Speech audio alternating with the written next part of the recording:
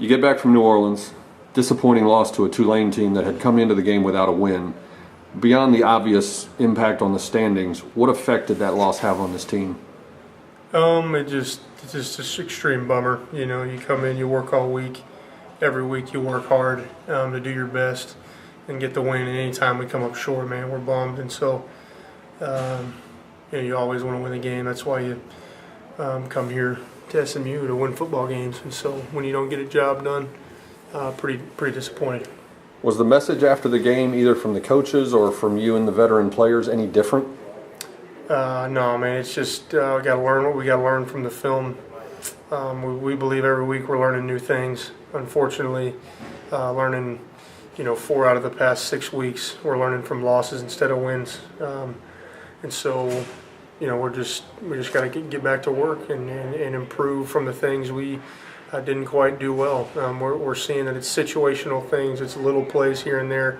Coach Jones always talks about there's going to be 4 or 5 plays in the course of the game. They're going to make the difference, and so you never know when those are. But when those come, you got to make the plays. Whether it's 3rd and long on protections, got to be able to pick it up and give Garrett time to throw, or if it's making your right break as a receiver or defense, covering the guys or making the right fits on the gas. We all got to be doing our job every play because you don't know when the big one's coming. So that's Coach's message. He hates it for us, for the team to lose, obviously, but we have no choice but to stick together and worry about the guys in our locker room and stay close and keep working. You're obviously a competitive guy. Your teammates and coaches are competitive guys. Yeah. So I know you're not going to say there's a way that any loss is a good thing, but can a loss like this be used as a positive in some way in terms of, the sense of urgency or any change in the attitude going into games? Yeah, I think when the season's over, we'll be able to look back. I still think we got good things ahead. We're going to be able to look back and look at this Tulane game and go, yeah, that was a big turning point, or that was a really a gut check moment. But right now, I think we're still too close out. This one still hurts. We can't just get over it that easy. Unfortunately, we got to get right to Houston, but this one stings. And so I think we'll be able to look back, but right now we're learning what we can quickly and moving on. What's the key to regrouping for Houston? Just keep doing what we do. We set a standard at the beginning of the year. Coach Jones has a way of doing things, and we got to stick to that standard, and that's preparing our best every week and giving our best effort on game day. We can always improve on that, so trying to meet that standard. We believe if we do the things we talk about, take the ball away, protect the football, convert on 3rd down, make explosive plays in the passing game. Don't give up big plays in special teams, and make big plays on special teams for us. And we're going to be in good situations at the end of the game. So we didn't make enough of those this week. Coaches and players always talk about the preparation you make for each opponent. Right. Considering the way Saturday went down, is a short week almost a good thing to force you guys to get this out of your memory? Yeah, you could say that. We don't.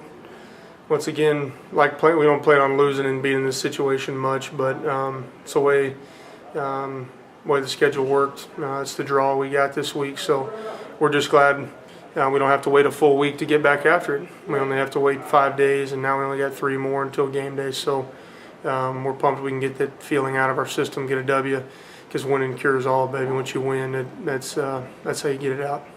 University of Houston has a new coaching staff this year, and Coach Jones was saying the biggest difference looks to be on the defensive side of the ball. Yeah.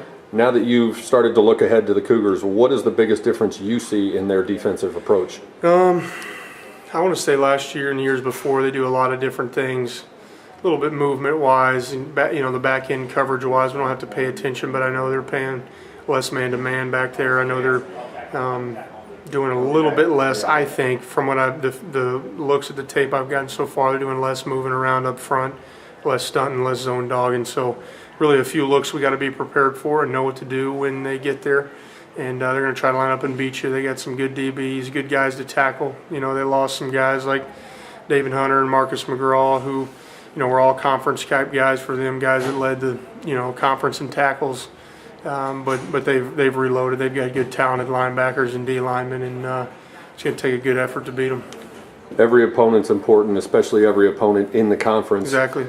But given the fact that you're looking for a victory against Houston for the first time, does that add an extra element of urgency? Yeah, absolutely. I know it does for me and for the older guys that, haven't beaten these guys yet. My freshman year, we were really close to getting it done. Case drove the ball down the last second drive, and they scored with less than a minute left, and we lost a heartbreaker. A couple of the other ones have been kind of close. Sophomore year, we lost our starting quarterback, had to play a true freshman, Kyle Padron's first ever game.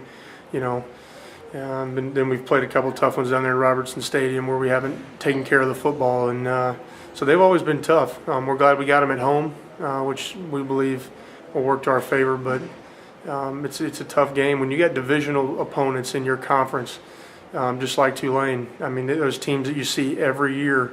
You can throw the stats, throw the things out the window because they're matchups that happen all the time. You feel a little bit more comfortable against them.